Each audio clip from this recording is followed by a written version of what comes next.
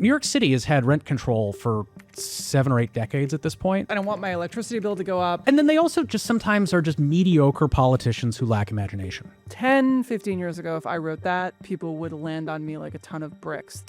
So maybe you've had this experience lately. You're scrolling apartment listings and wondering who exactly can afford that one bedroom that's $4,000 a month. Or you go to fill up your tank and wonder how those gas prices are still so high. I mean, isn't the Strait of Hormuz open yet? And then you come across a politician who promises to make all of this better. Life is going to be more affordable. Everything's going to be perfect.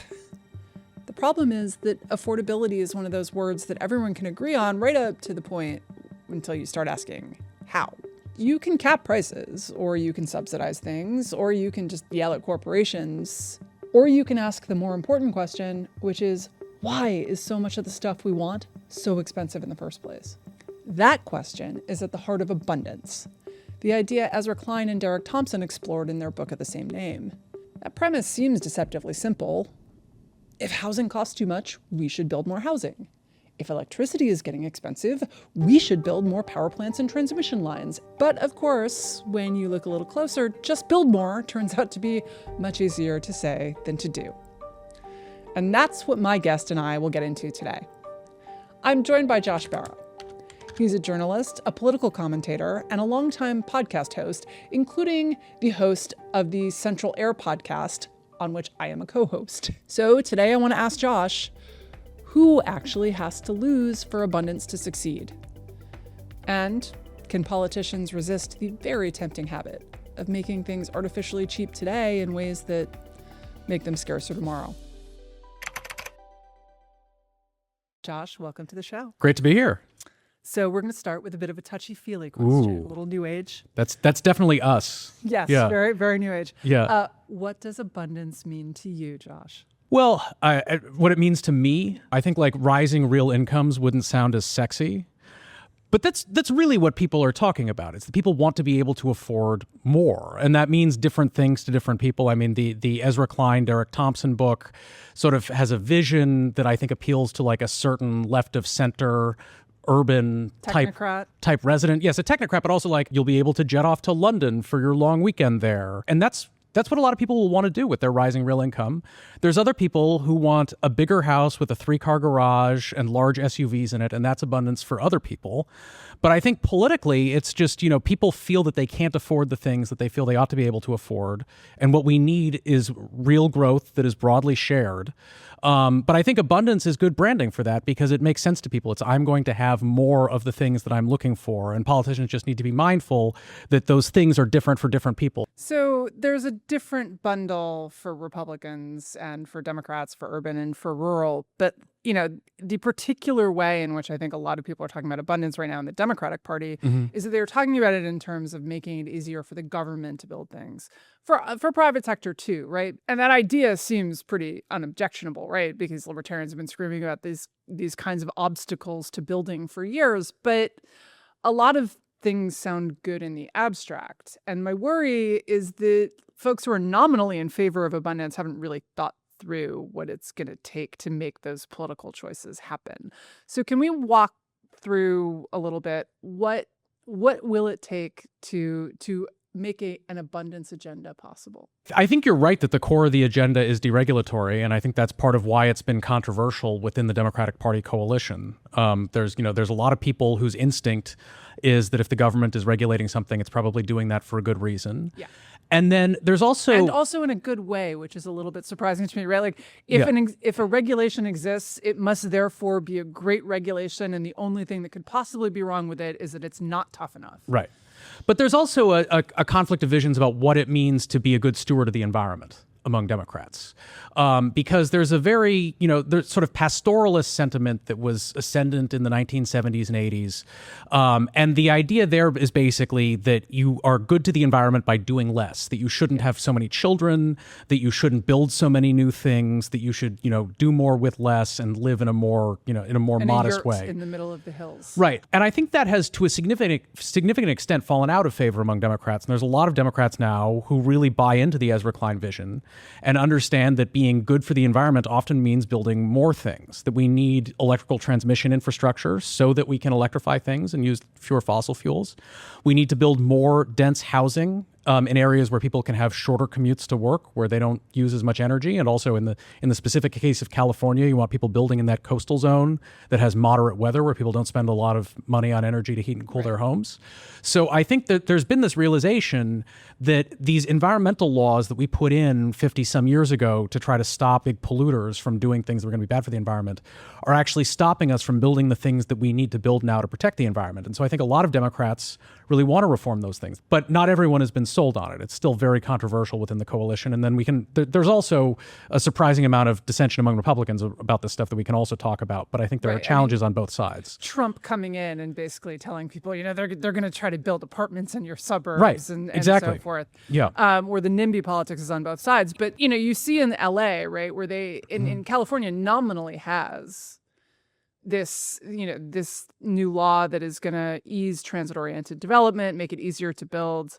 It is not clear to me that it has actually made it easier to build, rather than kind of saying in theory it would be nice. But in practice, everyone's, LA is trying to backslide, San Francisco tries to backslide. The places where you actually want to build that housing, it's a lot harder than it sounds on paper. So I think there's been an interesting divide in California. I think the law is working better in Northern California than Southern California, and that's partly due to different political cultures in different parts of the state. In LA, as you describe, a lot of the establishment politicians there are just awful on the addition of new housing. And they have a vision of LA as this basically giant suburb, and they don't want their neighborhoods to change. And if you build more homes, there's going to be more traffic, and they have all the usual objections. And the housing crisis is happening there, and you see it both in the unaffordability of housing and in the tremendous problem with unsheltered homelessness in California. But there's a real paralysis on the part of Karen Bass, the mayor of LA, being sort of the poster child for this. So there's been a lot of unproductive response in Southern California. There's this interesting pattern where often the politicians who get this best on the Democratic Party coalition are farther to the left. Nithya Raman, who's the socialist running against Karen Bass, she basically says all the right things about zoning and about the importance of market rate housing development and that sort of thing. And so I think often the socialists actually get this better than the establishment Democrats do. So I think that's true nominally. Right. Again, so you see someone like Zoran Mamdani, and a lot of people, including you, got friendlier to him over the course of, because he's making good noises about expanding housing supply. Yeah. We've already seen a big fall off in the availability of rent stabilized apartments in New York City because of the stabilization law in 2019 that has curbed rent increases so much that for a lot of landlords whose costs are rising, it's actually just not profitable to rent those apartments. So they keep them off the market, use them for storage or whatever. It was always going to be easier for him to freeze the rent than it was for him to overhaul New York's zoning code or find money to help with financing housing, right? Those are big lifts. Changing who's on the rent stabilization board is a comparatively small lift. And so I worry looking at him that what you're going to end up with is the contractionary part of the affordability agenda and not the expansionary part. I mean, so tell me, am I correct about that? Well, I mean, New York City has had rent control for 7 or 8 decades at this point. And that has not at all times been inconsistent with robust real estate development in the city. The biggest barriers to real estate development in the city, most of all, were a downzoning that was done citywide in the early 1960s that made it more difficult to build. The state has generally made a credible commitment that rent control will apply to old buildings and not to new buildings unless it is voluntarily accepted by the owner in exchange for a subsidy. There's all these tax credits in New York that you can get for building a building that is supposed to stay stabilized for 20 years and then or some period of time, and then it goes out of the program. Right. So I think that while there are problems with the rent stabilization law, as you noted, is causing some units to be held off the market, I don't think that it's actually a significant reason that people would not want to build new buildings in New York. I think the bigger problems are interest rates, zoning, although there was a zoning reform pushed through under Eric Adams and some charter reforms that also strengthened the mayor's hand on getting things approved. So I think that we've had some things that look better on that. And then there's a number of factors that make construction costs unusually high in New York, some of which are public policy factors. So it's not like we have a great pro-housing development policy. We're not producing enough units. But I actually don't think rent control is the big problem on the production of new units. No, so I basically agree with that. But I do think that New York has a lot of other, even bigger problems. Hey, y'all. Do you realize it has been 9 months since we launched this podcast? I can't believe it either. I still remember back when we were thinking about starting this and how kind of terrifying it was. I mean, exciting as heck. I had an idea that I was really going to like talking to amazing guests and also interacting with my listeners. You guys have been emailing, sending me DMs on Twitter, and I really appreciate it. It's been wonderful to know that you've been enjoying this too.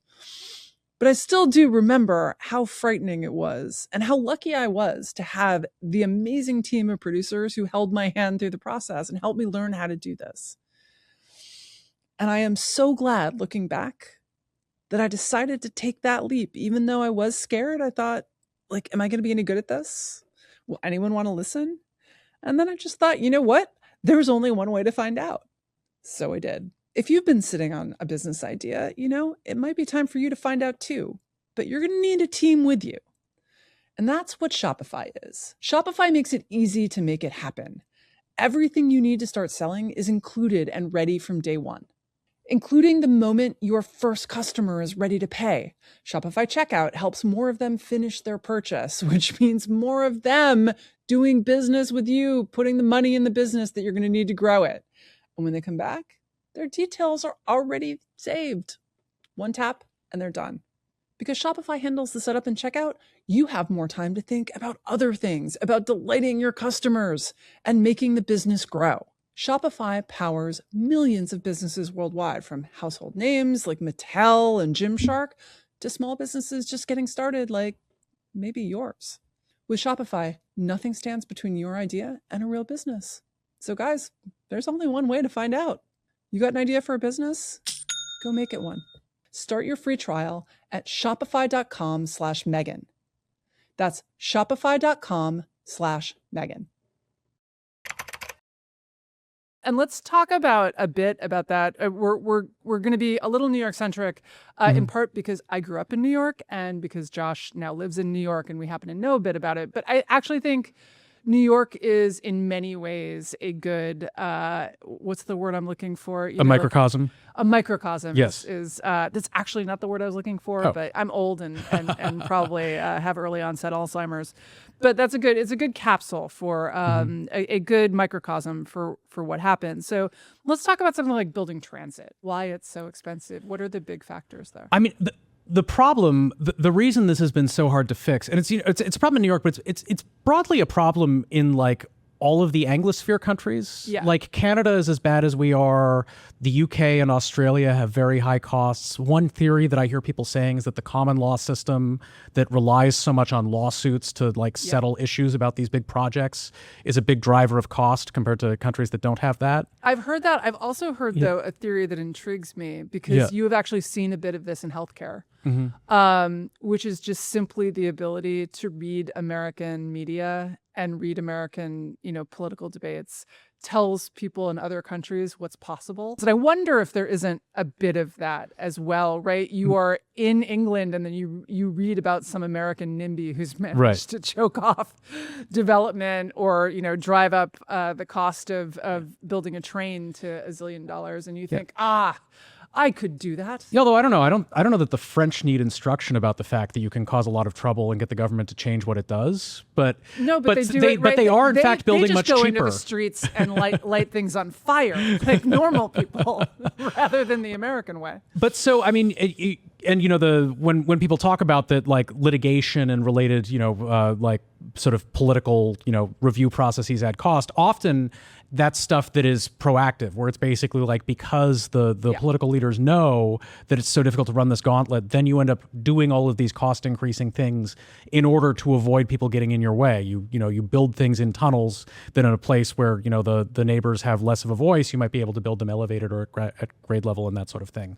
But then there's also this broader set of problems where I think part of why it's been so hard to fix this in the US is that it's not that there's one or two big things that's wrong. There's like 30 different things that are wrong, and each of them is difficult to fix and often involves some entrenched lobby. And then if you fix it, you have cut the cost by 3%.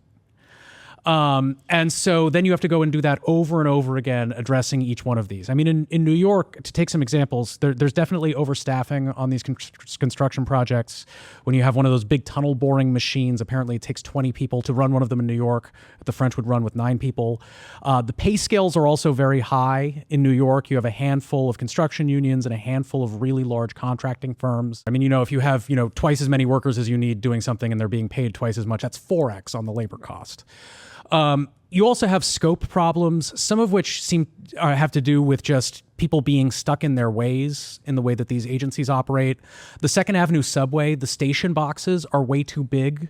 They do bizarre things like they put office space 120 feet underground, and so you end up with a station box that is many, many feet longer than a subway train is, and it's very expensive to dig out those big caverns. When people talk about, $1 billion a kilometer for a subway line, usually that's not actually the tunneling mostly. It's mostly building out those stations that is so expensive. And the thing is, there's all these old subway stations that, have much lower, and I know the fire code has changed, but, we put 2 million New Yorkers every day through these old stations that were built to this old spec, and we haven't decided that that's an unacceptably dangerous thing. But yet when you build a new one, somehow you have to build it in this much more expensive format. And then specifically in New York, you have this problem where you have a whole bunch of different agencies sharing infrastructure, but not really wanting to share the infrastructure.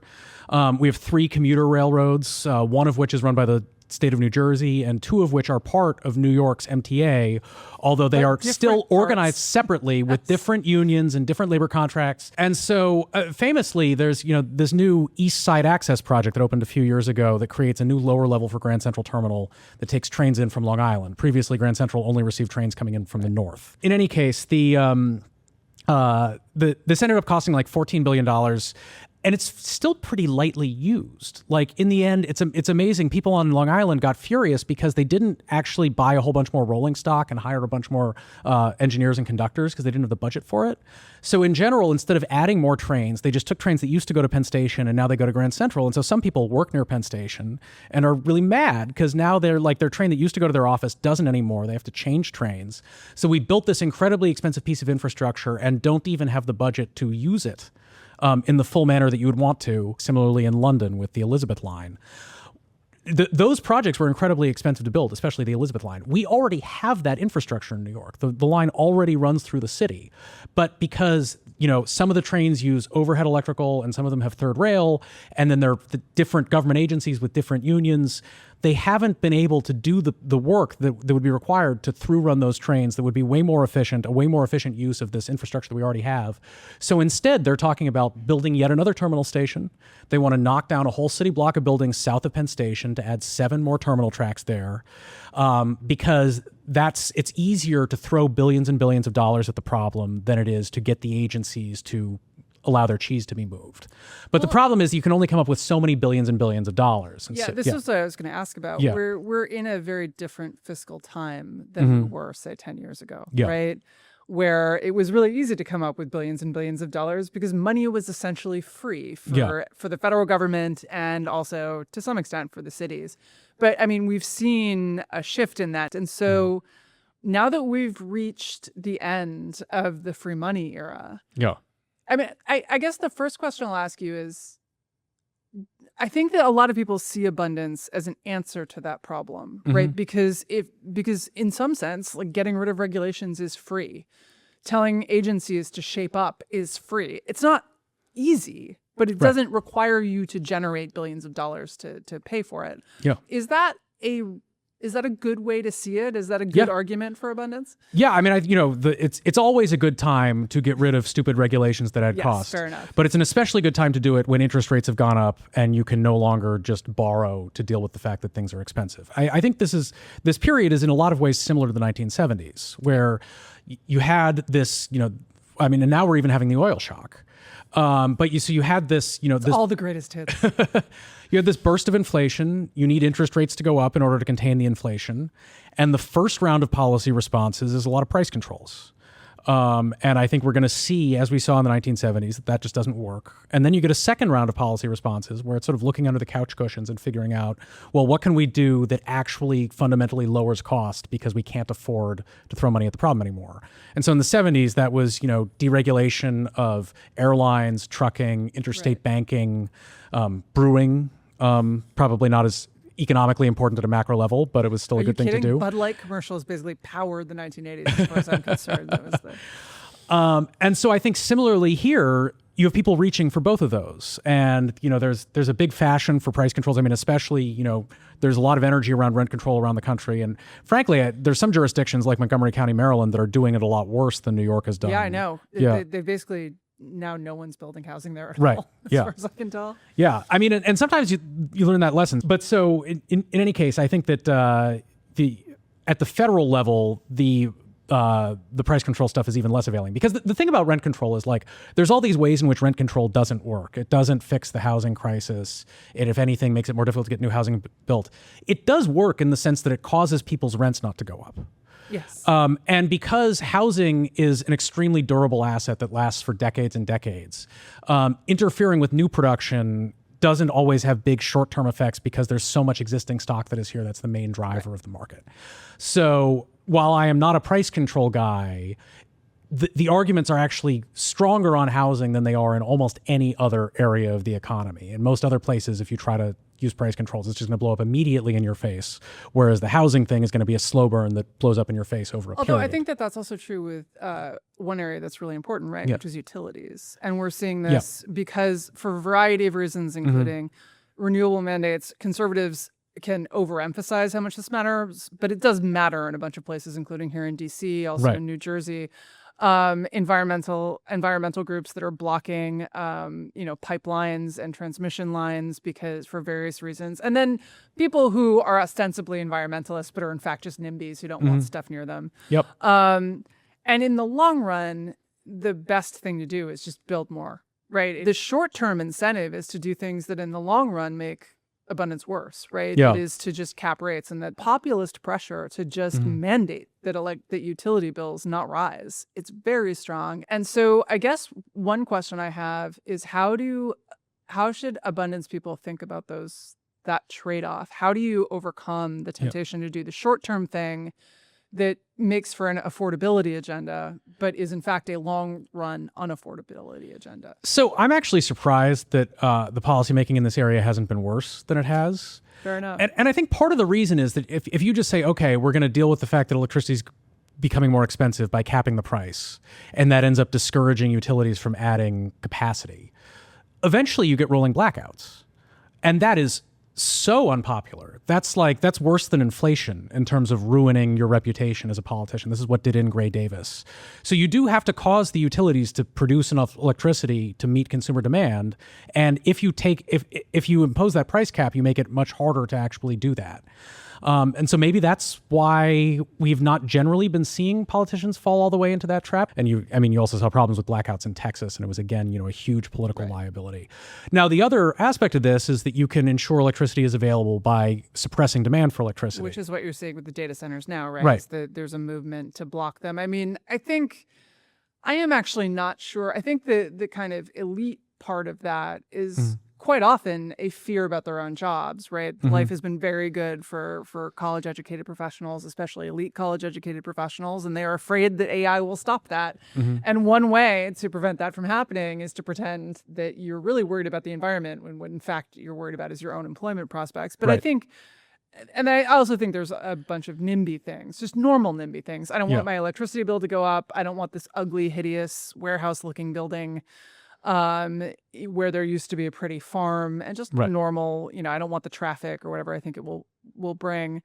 And it's hard for me to sort out how much of the opposition to data centers is each of these things. Yeah. I mean, in Loudoun County, Virginia, which is sort of like the national capital of data centers, there's been a huge positive impact on property taxes because there's so much property tax collection off the data centers that it's suppressed residential property taxes by something like 35%. But do the residents know that? I don't know whether they know that or not, but certainly they've built a lot of data centers there. So let's talk about the politics of getting some of this done. Yeah. At some point, Democrats and Republicans, because I think, Republicans have historically been the traditional abundance folks in the sense that they want to deregulate. They want to lower taxes for businesses. They want to make it easier to build things. Democrats have historically been more of the regulation-friendly people. And partly because of that, because of all of these factors, right? That there's a bunch of things that are going into this, as you say. It's 30 things, it's not one. Mm-hmm. But some of these things are going to involve really ugly fights with current members of the Democratic political coalition, right? Whether it's the progressive anti-AI people or one group, but the unions. Which groups do the Democrats need to throw off the island, or how do they bring those groups around? Yeah, I mean, they really need to defeat the traditional environmental groups of the sort like the Sierra Club, the NRDC, Greenpeace, et cetera. Is that the most important one? Yes, it is, because the unions are interesting because the unions are in certain ways a problem. They want set-asides, they want overstaffing, they want non-market wage rates, et cetera. On the other hand, the unions stand to benefit from an increase in infrastructure investment. And so it should be possible to make deals. And in some cases, the unions have actually been on the productive side of these fights because they want stuff built. And if projects are valuable enough, I mean, like the thing about building subways in Manhattan is that the location is so appropriate for a subway, the usage is so high that the things are still worth building even if you overpay for them, so long as you don't overpay for them by too large a margin. So it should be possible to reach a deal where you give the unions enough to bring them on board when you need them without giving them so much that it makes the projects uneconomical. And, all of politics involves compromises and not getting 100% of what you want. So it's not simply that everyone in the Democratic Party coalition who stands in the way of any of this needs to be defeated unreservedly, because that's impossible. No, absolutely. Yeah. I'm not suggesting. But I think that, I think there's a roadmap toward how you can have a negotiated agreement with a lot of the construction trade unions that ends up making most people happy most of the time. Whereas if you're someone who just has an ideological view that we should have degrowth and that we should have less energy consumption, there's no compromising with that person. That's the sentiment that has to be defeated, and I think that sentiment is waning. I think that the Democrats, both at the executive level where you have governors who understand they have to fix these problems to get reelected, and then at the grassroots level where, especially with regard to housing in cities, I think there's a broad understanding that we want more stuff built, especially among young, more left-wing Democrats. I would again point to Zoran Mamdani, Nithya Raman, who are not perfect on these issues, but I think are often better than the so-called representatives of the center. Certainly, Mamdani's better on housing than Cuomo was. I also think there has been, certainly not among all people, right? Among the real true degrowthers, zero population growth, right. Zero population for some of them, voluntary human extinction, those people are not movable. The United States is no longer where the action is on climate change. It's India and China, which is not to say we shouldn't try to do something about it, but it's a different thing, because what you need to do is create, you can't save and conserve your way to making, all you're going to do is make oil cheaper so that China and India can consume more of it. What you have to do is make renewables just so attractive that they decide to use them voluntarily. It's just a very different project. And I feel like 10, 15 years ago, if I wrote that, people would land on me like a ton of bricks. And now I think that is actually generally understood among, not everyone, but among more people who follow policy and politics closely. Yeah. And that means that they understand that the old politics of just preventing stuff from happening is a dead end. Yeah. It's fundamentally a dead end. In fact, we need to get electricity competitive with China in order to, be at the forefront of what the next generation of stuff. And yet in practice, it's still hard, right? It's still hard, but I don't think it's as hard as it was. I mean, partly there has been real technological advance, and I think that has shifted opinion among the public, including on the left, about this, where I think there used to be this real sentiment among environmentalists that if you talked about innovating our way out of climate change issues, that was just that it was vaporware and it was a distraction from the things that we really needed to do. I think now there's a worry among environmentalists that you can talk about that without actually doing it, and that we don't know exactly exactly how effective that stuff is going to be. I think there's also an understanding among a lot of people on the left that, that they want people to electrify things. They want people to drive electric cars and put, the induction cooktops in their homes and, use heat pumps and that sort of thing. And you need electricity distribution infrastructure if you're going to make that work. And I think that, again, people don't always think in the right way about the trade-offs, but I think that because of the facts on the ground changed, some of these technologies improved, and we developed things that you need the new infrastructure in order to do, I think it has made people more practical. The other thing, though, is, just to sort of go back to like the broad abundance affordability question, that I think sometimes people in the politics get too focused on the price of one thing, what people are reacting to is they don't feel like they can afford enough stuff in general. If one thing goes up in price, that's not necessarily the problem. And so, to take an example, during, up until he launched this war with Iran, you had this interesting situation in Trump's second presidency where you had this significant run-up in electricity prices that was almost precisely offset by a decline in gasoline prices. And so I think for the typical consumer, that's just sort of you have one pain point and you have an anti-pain point, and they offset. It's okay if one thing goes up in price when another thing goes down in price. The problem for Republicans is that the president found a way to drive up gasoline prices immensely. And I'd always been trying to warn Democrats that, it feels good now that people are freaked out about electricity prices and a Republican is president, so they're mad at him and you're winning on that. But in the long run, Republicans have policies that make energy more abundant than Democrats do, and that's going to be a hazardous policy for you. However, if Republicans want to invade Iran, maybe the Republicans don't actually have policies that would make energy cheaper than the Democratic policies. It is a sad sort of general phenomenon that both political parties' main strategy now just consists of waiting for the other party to get into office, shoot themselves in the foot, and alienate all the voters, and then they can get back in. And that is where we are now. You know what I love, y'all? I love a long, lazy weekend day in bed. You know why I can't have what I love?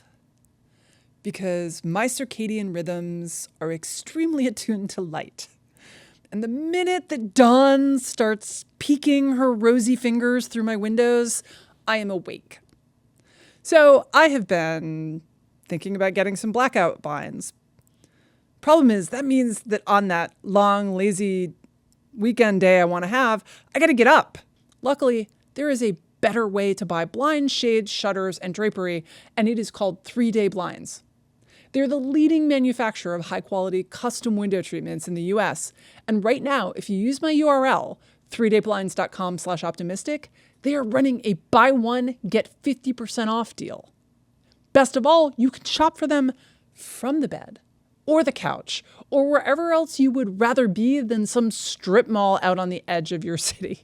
3-Day Blinds has local, professionally trained design consultants who have an average of 10 plus years of experience that provide expert guidance to find the right blinds for you in the comfort of your home. Just set up an appointment and you'll get a free, no obligation quote the same day. And look, DIY projects can be fun, but measuring and installing blinds, that's kind of a big deal. The expert team at 3-Day Blinds handles all that heavy lifting. They design, measure, and install so you can sit back, relax, and leave it to the pros. I mean, I've been looking at their Instagram. I got to tell you, they got some nice looking stuff. And not only that, they have all of these fancy options like mechanical blinds. They have blinds that are integrated with your Alexa. Like I run a lot of things through our Alexa now, but I never thought that I could get my blinds connected to Alexa too. So I don't even have to get out of my bed on Saturday morning. When I actually am awake, I can just say, Alexa, open the blinds each morning. Well, with 3-Day Blinds, you choose from thousands of options that fit any budget or style. They have helped over 2 million people get the window treatments of their dreams, so they are a brand you can trust. Right now, get quality window treatments that fit your budget with 3-Day Blinds. Head to 3dayblinds.com/optimistic for their buy one, get one 50% off deal on custom blinds, shades, and drapery. For a free, no charge, no obligation consultation, just head to 3dayblinds.com. That's the number 3dayblinds.com/optimistic. One last time, that's buy one, get one 50% off when you head to the number 3dayblinds.com/optimistic. But let's talk about who's actually doing it right. Like who is your favorite Who is the best or your favorite abundance politician? Jared Polis earlier, I think, is really good on this. Also, Spencer Cox and Greg Gianforte, governors in Utah and Montana, have been really good on housing stuff. Spencer Cox also doing interesting things on energy. But I think that, often at the state level, this stuff has been very bipartisan.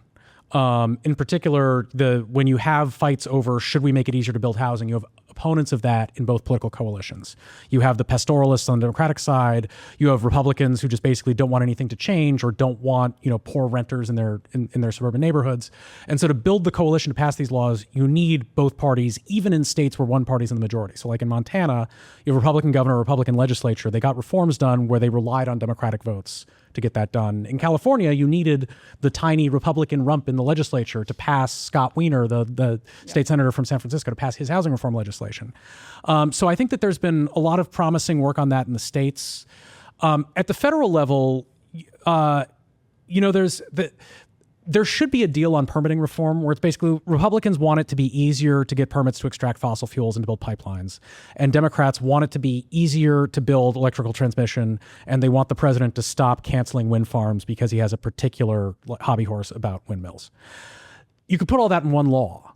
And there have been efforts to try to do that. The problem is that people in Democratic coalition get mad about the pipelines, and people in Republican coalition get mad about. They have until recently been weirdly negative on electrical transmission for reasons I don't even fully understand. I really do not understand Republicans on a whole number of issues, right? So the first people I knew who bought Teslas were people who went to a small evangelical college in Kentucky with my husband. Why? Because they're car guys. Yeah. And they're software guys, and they thought the tech was cool. Yeah. And that used to be fairly common. And then there would also be your like crazy lefty environmental friend who wanted. And now on, that whole thing of everything turning into a dumb partisan issue and nothing being able to be done. Because, Trump going after renewables. Right. Even in places, Texas is doing by far the best on renewables right now. And let's hope that continues. There's been some dumb opposition in a number of state legislatures, including in Texas, where people seem to have actually basically just aesthetic objections about solar farms. But, at the federal level, and if the president is smart, which is a large if, for the political fortunes of Republicans, he needs to control the rise in energy prices. That was true already, and it's especially true now that he started war. And so it would behoove him to get a permitting reform law done that would ultimately create downward pressure on the price of electricity and of fossil fuels. Like part of why you do a permitting reform deal is that you could do things that would make it easier to do oil and gas production in the United States, which the president has always wanted, but he should find especially urgent today. So I'm hopeful that a certain amount of self-interest can bring these politicians together to actually fix a substantive problem that's right in front of them. I think we're seeing that happen in the states, but it remains to be seen whether Washington will take the opportunity that's in front of it. And then the last question I want to ask before we close is about the bureaucracy, because this is a big part, I think, of abundance. It is fine to enact a law that says permits have to go out faster. Yeah. At some point, an agency has to actually issue those permits faster. And there are all sorts of reasons that doesn't happen. So when you look at someone like Zoran Mamdani, when you look at all over the country, who has been most successful at actually making that management problem happen rather than just changing the legislation? I'm not sure where the best improvements have been on that. There have been some interesting initiatives. For example, and this is another Scott Wiener thing in San Francisco, is that he led a law that required municipalities to create an automated system for issuing permits for the installation of solar generation and battery storage at the rooftop level. And so that's, how do you get the bureaucracy out of the way? It's literally the law says you have to be able to type something into a computer and it spits out the permit. So you can take the bureaucrat out entirely. There are other areas where there's, sufficient demand for some sort of human discretion that you're not going to be able to do that. But in some cases, you can basically take all the discretion away. And that's one of the most important things to do there. And I think, broadly with anything related to real estate, it's, how many things can you make as of right? That's part of the idea with this, with this environmental law reform in New York, is that, certain reviews that were being done that you just start exempting housing construction from it. So you say that's one step where the bureaucrat doesn't need to touch it anymore. And you want these, this is a particular problem in San Francisco, where they have some of like the most bespoke governance in the country, where you want to do something, you have to go before 7 different boards and convince them to like the color of the thing that you want to paint it, whatever. And some of that is just changing the law and saying, no, we have a zoning rule and this is what you can build here. And if you want to build what's as of right, then you can do that. And there have been some reforms to that effect in California that have basically said, that some of it is about the stuff like in proximity to transit. Another thing they've done that's been quite effective is rules that say that if cities don't meet requirements about zoning to permit a sufficient amount of new housing construction, and you have to develop a housing plan that is realistic as vetted by the state. And if you don't, the state just comes in and overrides your zoning, and people are allowed to use what's called the builder's remedy and say, well, I'm going to build a 50-story building here because the state says you're out of compliance. In San Francisco, this was a key thing with Mayor Lurie and a large majority on the Board of Supervisors there. They were able to push through this zoning relaxation ordinance. And what they said was, if we don't pass it, the state's going to come in and override this for us anyway. So you can point to the state and say the state's the bad guy. And it's also, Lurie is a reform mayor who comes in after the progressive regime, massively. Yes and no. I mean, the funny thing is that like the progressives have not really won a mayor's race in San Francisco since Art Agnos in 1987.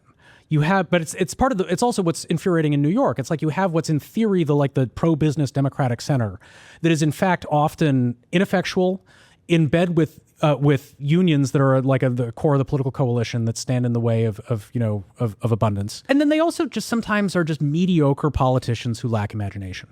I mean, it's been interesting specifically watching Mayor Lurie because, like, in theory, you have this like closely divided board of supervisors where it's like 6-5. He's been winning a lot of these votes, much more than 6-5. Like he's gotten some of the theoretically progressive supervisors on board with this. Now, sometimes it's because again, the state says we have to do this. Sometimes it's because progressives are increasingly understanding that building more housing in the city is progressive. But I think some of it is just a little bit more creativity than we have, And actually, Eric Adams, for all his demerits, did actually get a good, productive zoning reform done. But the establishment in New York, often even when it's in theory aligned with establishment interests that are supposed to be pro-business, just fail to actually promote growth. And so that's part of why, again, I'm not really bothered by Mamdani's election. And I appreciate that people who are well to my left ideologically at least understand that we need to invest and grow, and that includes getting the private sector to invest in things. We'll see what the execution looks like, but I think it's actually very hopeful that they've come on board with that. Okay, final question. Yeah. For all the points. Yeah. What are you optimistic about? Well, I'm optimistic about that. I think that I'm actually optimistic about the energy stuff. I really think that it is imperative to get more electricity to people. In part because a lot of these technologies are very promising. I mean, with the data centers, it is a real local problem. If data centers go in and use a lot of electricity and you don't expand the supply and it drives up price, that's not even an incorrect thing for people to complain about. Our electricity bills have gone up massively in DC, and I don't like it. I'm very unhappy about it. I get that completely, right? But so I think we're moving toward a policy regime in a lot of the states where you basically say to data center builders, okay, you want to build a data center, bring your own energy. And then you have these very well capitalized companies that they're incentivized. They want to build the data centers. And so you can piggyback on the fact that there's all this AI investment and say, okay, we're going to do electrical grid upgrades because they're needed for your data center that you're so eager to have. We're going to see in a lot of jurisdictions sensible rules around this. And the fortunate thing is data centers don't have to be in any particular place. We don't need every jurisdiction to get it right. But I think that there will be places that come up with a good regime that is both induces data centers to get built and produces the requisite electrical infrastructure, and we will get some of these upgrades. And more broadly, I think politicians are increasingly understanding that it's a political imperative to get people more affordable energy where they are, and that will cause good policy choices to be made on that. On that happy note, thank you so much for coming on the show, Josh. Great. Thank you for having me.